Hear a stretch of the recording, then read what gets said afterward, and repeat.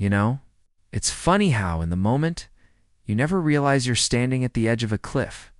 Back then, everything felt steady, safe, predictable. The office was.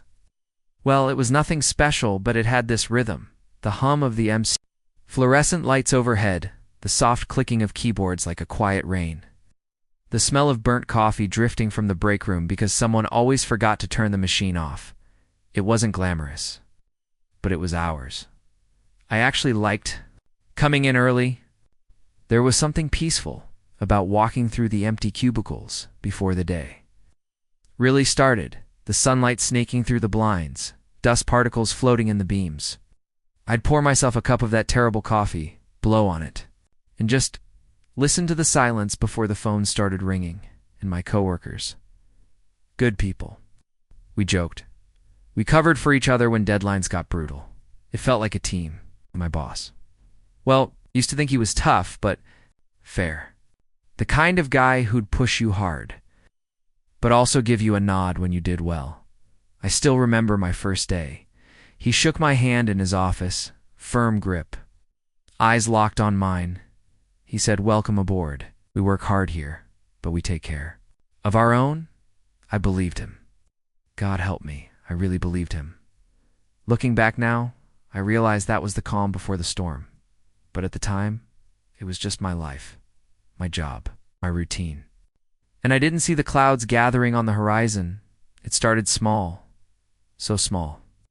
I almost convinced myself I was imagining it.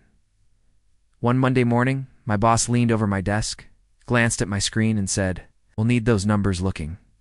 A bit better for the end of month report. Not accurate, not verified, just better." I laughed it off at first. Thought maybe he meant formatting or presentation. But then, a week later, I overheard him on the phone in his office. His voice was low, but sharp. "Don't worry, it'll be handled. Just don't ask too many questions." That line stuck in my head. Don't ask too many questions. I started noticing other things. Requests marked urgent, but without explanation. Spreadsheets passed to me with missing data that I was apparently expected to fill in. And then there was this. Look, he started giving me, like he was measuring me, testing how far he could push. I remember sitting there one afternoon, scrolling through a financial report, the numbers making less and less sense. Why is he suddenly so interested in the numbers looking prettier, I thought. Not right. Not true, just prettier. And that's when it hit me. Maybe this wasn't about performance anymore. Maybe this was about something else entirely. It was a Thursday afternoon, one of those long, gray days where the air feels heavy and the clock seems stuck. I was finishing up a report when he appeared at my desk. No knock, no got a minute. Just there.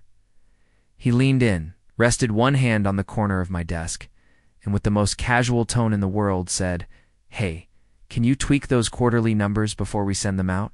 Make them look a little stronger, you know? Nothing major." You said it like he was asking if I wanted sugar in my coffee.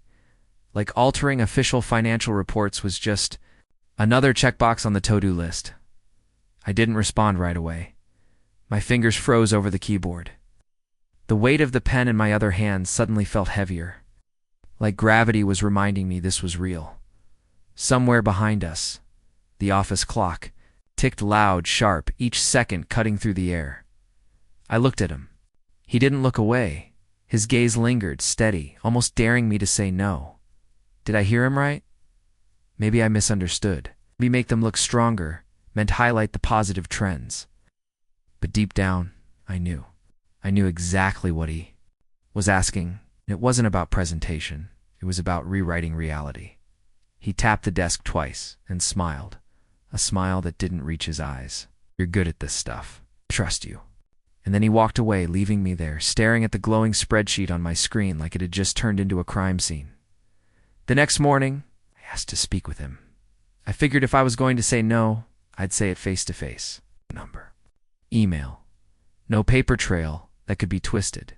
It's just the truth, clear and simple. He closed his office door behind me, leaned back in his chair, and folded his arms like this was going to be some casual chat. I took a breath and said, "About those numbers. I can't do that. It's against company policy and it's not accurate." I kept my tone calm. No emotion, no judgment, just fact. For a second, he just stared at me. Then that smirk appeared, the kind of smirk people use when they want. To make you feel small, he leaned forward, resting his elbows on the desk. You're making this harder than it needs to be, he said. I didn't budge. It's not hard, I replied. It's just wrong. His jaw tightened. He didn't yell, didn't threaten. But the air in that room shifted colder, heavier, and that's when it hit me. That's when I knew. I'd just painted a target on my back. The meeting ended with a fake smile and a dismissive. All right, we'll figure something else out. But I could see it in his eyes. He was already figuring out something for me. It happened exactly a week later. I got the email. Can you come to my office at 3 p.m.? We need to discuss some changes. No subject line, no details, just changes. When? I walked in, the air felt heavier than usual, stale, like the room hadn't been aired out in years. He was already sitting there, leaning back in his leather chair. It squeaked when he shifted, a sound I'll probably hear in my head for years. He didn't waste time. We're restructuring, he said, his voice all polished professionalism. Your position is being reassigned, not fired, not laid off. Just neatly pushed down the ladder into a role that made it clear I'd been cut down to size. I sat there staring at him, my ears buzzing. He talked about company, needs and realigning resources, but we both knew what this was. This wasn't about business. This was personal. As he talked, my mind wandered, flashing through late nights in that office. It's the times I stayed after hours to meet deadlines. He dumped on me last minute. The weekends I checked emails when I should have been living my life. Every sacrifice I made, every time I put the company before myself, and this was the thanks I got. He leaned back again, chair squeaking, that faint smirk tugging at the corner of his mouth. I'm sure you'll do great in the new role, he said. I nodded slowly. On the outside, I stayed calm. On the inside, yeah, that was the moment I knew just how deep the knife had gone. I left his office with a cardboard box in my hands and a demotion on my record. Most people would have looked defeated in that moment, crushed, maybe even angry enough to slam a door. Me, I smiled, not a big, triumphant grin, just a small, barely there smirk, the kind you give when you've already read the last page of the book, and you know exactly how the story ends. Walking back to my new, much smaller desk, I could still hear his words echoing. I'm sure you'll do great in the new role. Sure. And I'm sure you'll do great explaining yourself when the truth comes out. Because here's the thing. He thought he'd blindsided me. He thought this was checkmate, but I'd already started keeping things, little things. Copies of suspicious reports, weird email threads, meeting notes where his instructions didn't quite match what he told the higher-ups.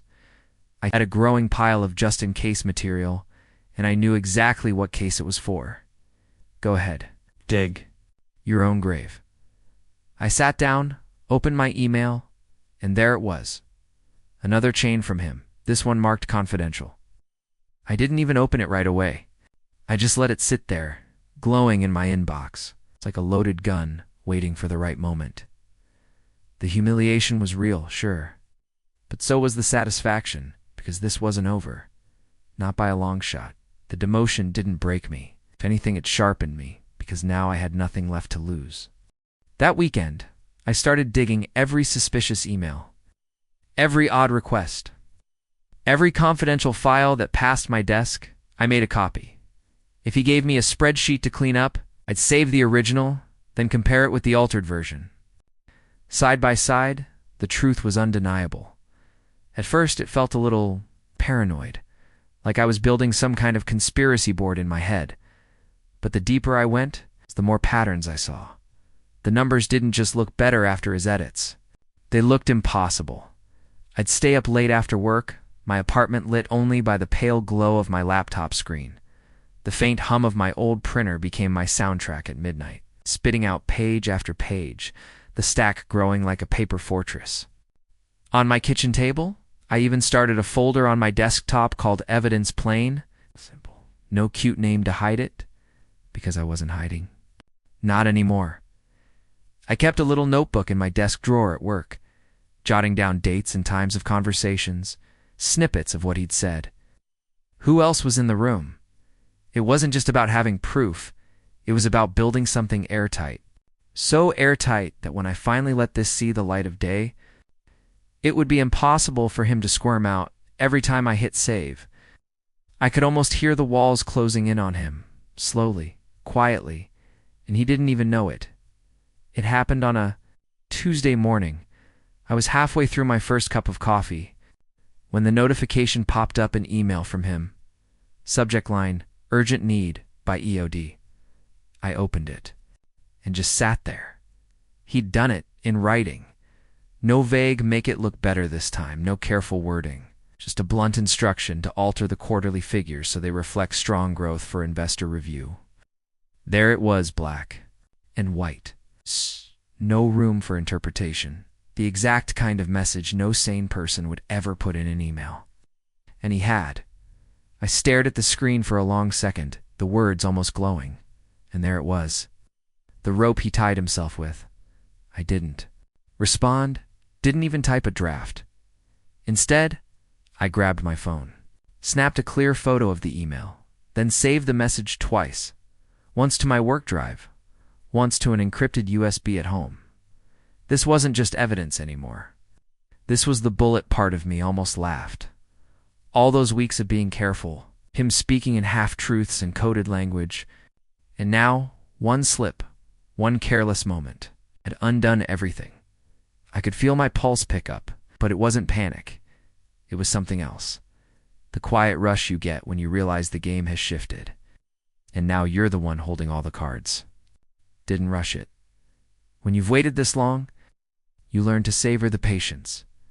I made sure every file, every printout, every timestamp note was in perfect order before I walked into HR. I didn't dramatize it. I didn't beg for justice. I simply slid the folder across the table and said, "You should probably see this." Their expressions shifted as they flipped through the pages. Confusion at first, then recognition, and that sharp, silent look people get when they know something's about to explode. They asked a few questions, made a few notes of their own, and told me they'd handle it from here, so they did. 2.5 weeks later, the call came. "Could you step away from your desk for a moment?" When I returned, I saw him, my boss. The man who thought he could bury me. He was walking down the hall between two security officers, his face pale and tight. No smirk this time, just silence. The metallic click of the security door echoed down the hallway as it shut behind them. Stood there, listening to the sound of his footsteps fading, like the last echoes of a storm finally passing. They took his badge, his keycard, everything. By the end of the day, his office chair sat empty, slowly spinning from where someone had pulled it back. No speeches, no apologies, no dramatic exit. Just gone. And for the first time in months, I could actually breathe. They offered me my old position. Back, same title, same pay, same office. But when I walked into that room again, it didn't feel the same. The air was lighter now. No tension creeping in from the corner office, no shadow hanging over every email. Just work. Honest work. I set my mug back on the desk, the same chipped one I'd used for years, and let the sunlight from the window spill across the papers. It wasn't about winning. Not really. It was about the fact that I didn't bend. I didn't break, and I didn't let him drag me down to his level. I think about that sometimes. How easy it would have been to just tweak a number here, just a figure there. No one might have noticed for a while, but I would have noticed, and once you start lying to yourself, the rest gets easier and uglier. So no, I didn't walk away with a public victory parade. There were no fireworks, no slow clap from the staff, just the truth doing exactly what it's supposed to do. Sometimes the best revenge is just letting the truth do its job. Leaned back in my chair, took a slow sip of coffee, and looked out at the city skyline. The storm had passed, and for the first time in a long time, I felt at peace.